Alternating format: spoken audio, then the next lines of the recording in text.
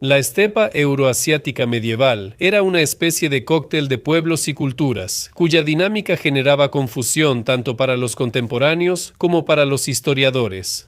Este vasto territorio servía de hogar para un mosaico en constante cambio de tribus nómadas y seminómadas, cuyas guerras, alianzas y migraciones no solo cambiaban la geografía, sino que a menudo borraban las fronteras entre los grupos étnicos. Una característica distintiva de los pueblos de la estepa era su cultura oral. Rara vez dejaban testimonios escritos sobre sí mismos, lo que hace que su historia sea aún más misteriosa. Los pechenegos son un ejemplo destacado de ese tipo de pueblo. Surgiendo en el corazón de la civilización de las estepas, aparecen en las crónicas bizantinas y en documentos diplomáticos como una fuerza poderosa con la que había que contar. Como el viento de la estepa surgieron de repente, sacudieron la historia antes de desaparecer, dejando su huella en el folclore y las crónicas de los pueblos vecinos. Hoy continuaré la serie de episodios dedicados a los antiguos pueblos nómadas. Antes de continuar, les pido que no olviden apoyar el canal a través de membresías en YouTube o Patreon. También agradeceremos sus likes, su suscripción y por supuesto sus amables comentarios. Bueno, vamos al tema del episodio.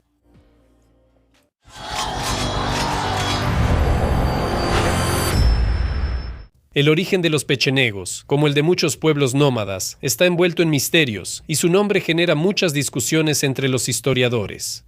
La palabra pechenegos aparece por primera vez en fuentes bizantinas y árabes de los siglos IX y X. Pero lo que significaba y de dónde proviene sigue siendo tema de debate. Existen varias hipótesis clave, cada una de las cuales arroja luz sobre la posible autodenominación o designación externa de este pueblo. La hipótesis principal es que el origen del nombre pecheneg es túrquico.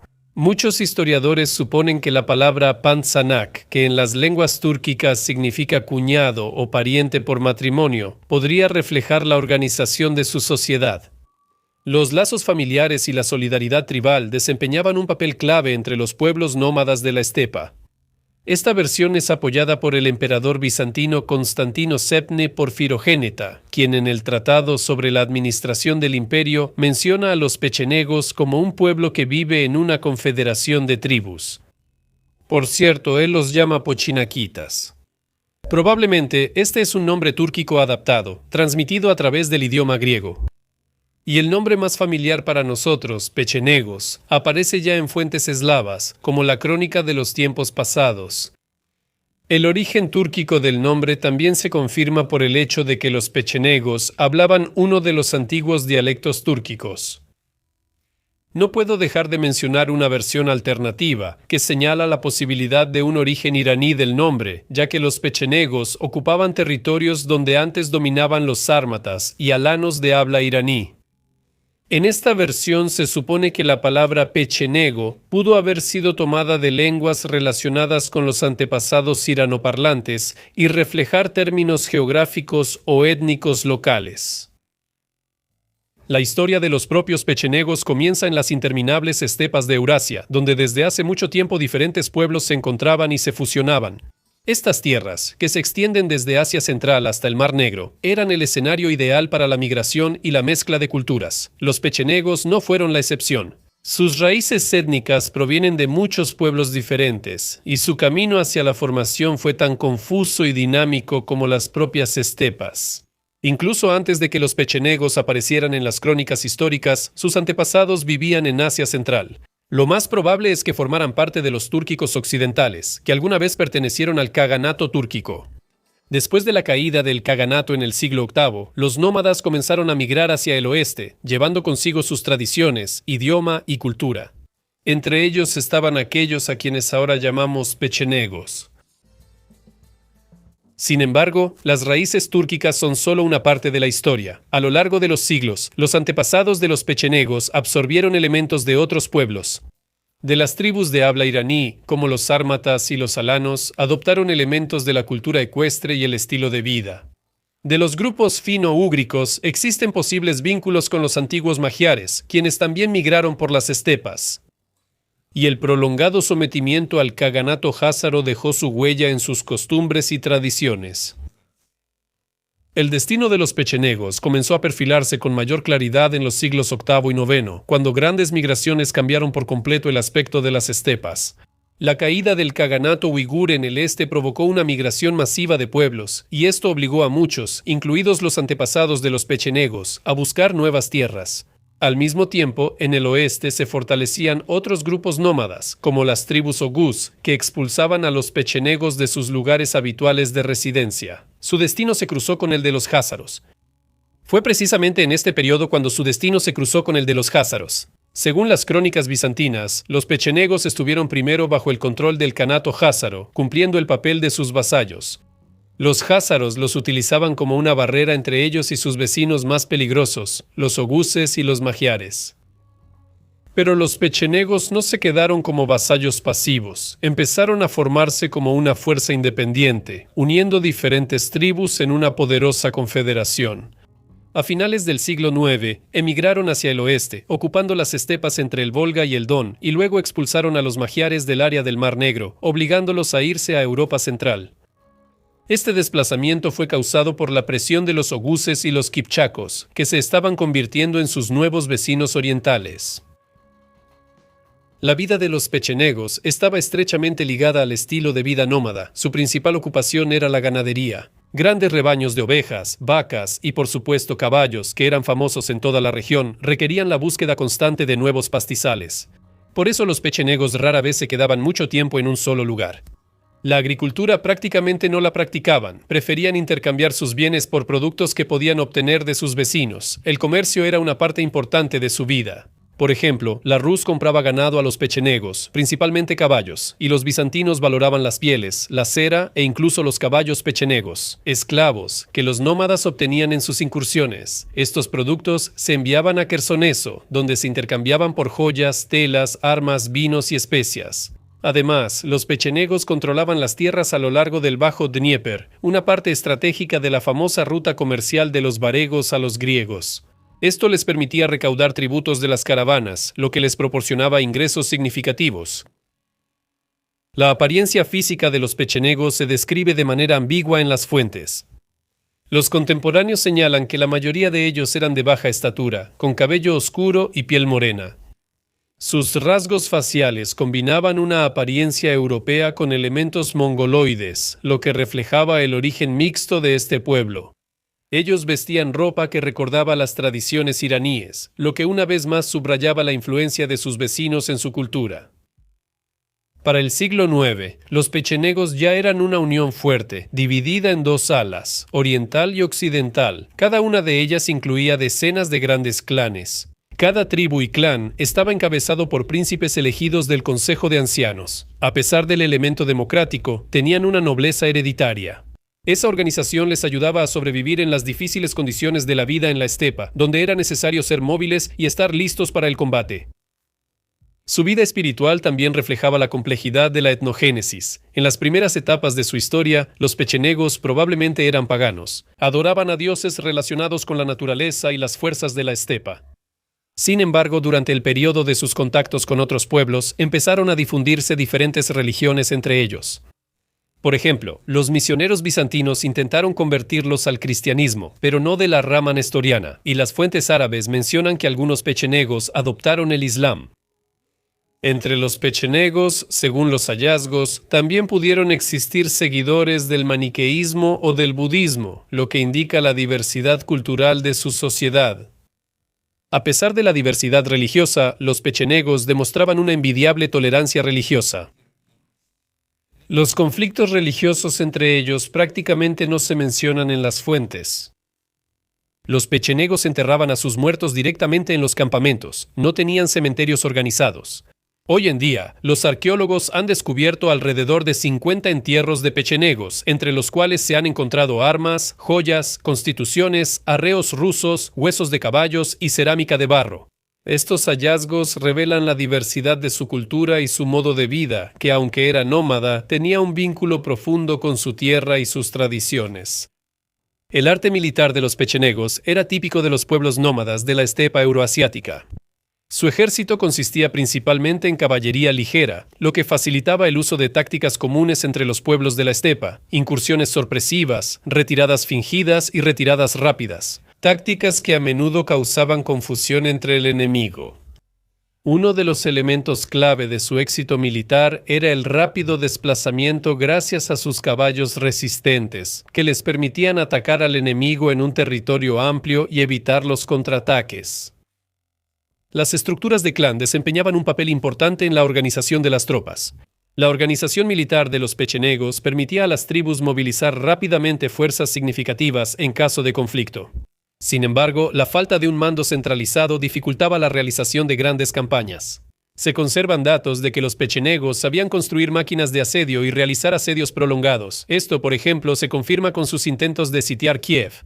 Sin embargo, su ventaja siempre permanecía en las vastas llanuras abiertas, donde podían aprovechar la maniobrabilidad de su caballería. El equipo de los pechenegos también estaba orientado a la ligereza y la movilidad. Su protección era considerable. Usaban armaduras ligeras que no restringían el movimiento, así como corazas de cuero o lamelares, compuestas por muchas pequeñas placas metálicas fijadas sobre una base de cuero o tela. En la cabeza, los guerreros llevaban cascos metálicos simples, a veces complementados con una placa nasal para proteger el rostro. Los cascos podían ser en forma de cúpula o tomados de pueblos vecinos. El equipo de protección se complementaba con escudos redondos de madera con un humbo metálico. La base del armamento de los pechenegos eran arcos compuestos hechos de madera, cuerno y tendones, que se distinguían por su potencia y alcance. En el combate cuerpo a cuerpo, usaban hojas curvas para asestar golpes cortantes perfectos desde el caballo. También usaban lanzas, y como armas adicionales, hachas de guerra y mazos. Después de trasladarse a Europa del Este, los pechenegos se encontraron en el centro de procesos políticos y militares, interactuando con la Rus, Bizancio y otros vecinos. Para los príncipes de la Rus, los pechenegos se convirtieron al mismo tiempo en poderosos aliados y peligrosos enemigos. El primer enfrentamiento con ellos ocurrió aún en tiempos del príncipe Oleg. Los cronistas rusos mencionan que Oleg hizo una alianza con los pechenegos, utilizando su poder militar en sus campañas contra el Kanato Yázaro y en incursiones contra Bizancio. Esta cooperación le dio a Oleg la oportunidad de expandir la influencia de la Rus. Sin embargo, las relaciones con los pechenegos estaban lejos de ser tranquilas. El príncipe Igor se enfrentó a los pechenegos de una manera mucho más agresiva. Las crónicas describen cómo los pechenegos, ahora aliados con los jázaros, atacaban las tierras de la Rus, buscando debilitar al príncipe de Kiev. Estas incursiones generaban inestabilidad en las zonas de estepa y bosque estepa, amenazando especialmente a Kiev, que era un centro clave de comercio y política. Sin embargo, esto no impidió que Igor también utilizara a los pechenegos como aliados. En el año 944, durante la preparación para la segunda campaña contra Bizancio, Igor los incorporó a su ejército, junto con otros aliados y pueblos dependientes. Pero el emperador bizantino se enteró del ataque que se estaba preparando y prefirió sobornar al insistente príncipe. Y como se dice, ya se les había pagado a los pechenegos por sus servicios, él los envió a devastar las tierras búlgaras para que los muchachos no se quedaran sin hacer nada. Las relaciones de los pechenegos con el príncipe Sviatoslav fueron especialmente dramáticas. Él se hizo famoso por acabar definitivamente con el Kanato Jázaro. Así, les dio libertad de acción a los pechenegos. En el año 968, cuando Sviatoslav estaba en guerra en Bulgaria, los pechenegos sitiaron Kiev. Según la leyenda, los habitantes de la ciudad lograron defenderse gracias a la astucia y la ayuda de la princesa Olga. Pero la amenaza que representaban los pechenegos se hizo evidente. Más tarde, Sviatoslav intentó usar a los pechenegos en sus propias campañas militares. Pero al regresar de otra campaña, él mismo cayó víctima de su emboscada en los rápidos del Dnieper. Según las crónicas, fueron los pechenegos, guiados por su líder Kurei, quienes mataron a Sviatoslav, y su cráneo fue convertido en una copa ritual, lo que se convirtió en un símbolo claro de su dureza y belicosidad. Durante el gobierno de Vladimir Sviatoslavich, las relaciones con los pechenegos seguían siendo complicadas. Atacaban activamente las fronteras del sur de la Rus. Para proteger sus tierras, Vladimir comenzó la construcción de líneas defensivas conocidas como los terraplenes de la serpiente. Y también creó sistemas de fortalezas a lo largo de los ríos para contener a los nómadas. En el año 992, Vladimir obtuvo una victoria decisiva sobre los pechenegos en la batalla del río Trubez. Según las crónicas, el príncipe participó personalmente en la batalla y logró romper su embestida. Sin embargo, los pechenegos seguían siendo una amenaza y la Rus se mantenía en estado de constante preparación para el combate. Sin embargo, el problema de los pechenegos solo pudo ser resuelto definitivamente por el hijo de Vladimir, Yaroslav el Sabio. Él continuó la labor de su padre, construyendo nuevas fortalezas en las fronteras y fortaleciendo el ejército. Durante su reinado, los pechenegos solo se atrevieron a hacer una incursión en el año 1036, pero fueron completamente derrotados cerca de Kiev. Esta derrota prácticamente puso fin a su activa confrontación con la Rus. Las relaciones de los pechenegos con Bizancio eran tan contradictorias como con la Rus. Los emperadores bizantinos a menudo los utilizaban como mercenarios en la lucha contra otros rivales, incluidos los húngaros y los búlgaros. Sin embargo, cuando los pechenegos se convertían en una amenaza directa para las fronteras bizantinas, el imperio entraba en conflictos encarnizados con ellos. En el siglo XI, los pechenegos comenzaron a avanzar activamente en el territorio de Bizancio, amenazando sus regiones del norte. La batalla de Lebunión en 1091 se volvió especialmente significativa, convirtiéndose en un punto de inflexión en su historia. Bajo el mando del emperador Alejo I Comnino, las tropas bizantinas, con el apoyo de los cumanos, infligieron una derrota aplastante a los pechenegos. Las crónicas informan que la mayor parte de los nómadas fue destruida y los restos huyeron y posteriormente se disolvieron entre otros pueblos de la estepa. Después de las derrotas que los pechenegos sufrieron en el siglo XI a manos de Bizancio y la Rus, su influencia comenzó a desvanecerse rápidamente. Su poder militar fue gravemente debilitado y perdieron la capacidad de amenazar a cualquiera. Sin embargo, este no fue el único golpe para los pechenegos. Durante los siglos XI y XII, estuvieron bajo la presión de nuevos pueblos nómadas, como los polovtsianos, y más tarde, los mongoles, quienes los desplazaron de sus territorios habituales cerca del Mar Negro. Algunos grupos pechenegos fueron asimilados por estos pueblos, perdiendo así su identidad étnica. Una parte de los pechenegos fue reasentada en los Balcanes por el Imperio Bizantino. Ellos servían como federados en las tropas aliadas, proporcionadas para la protección de las fronteras y la lucha contra enemigos internos. Por ejemplo, se sabe que algunos contingentes pechenegos participaron en guerras del lado de Bizancio. Sin embargo, su importancia seguía disminuyendo. Para el siglo XII, las menciones de los pechenegos como aliados o como una Siria independiente desaparecen de las fuentes históricas. Sus restos fueron asimilados por varios pueblos de los Balcanes, incluyendo a los eslavos, húngaros y griegos.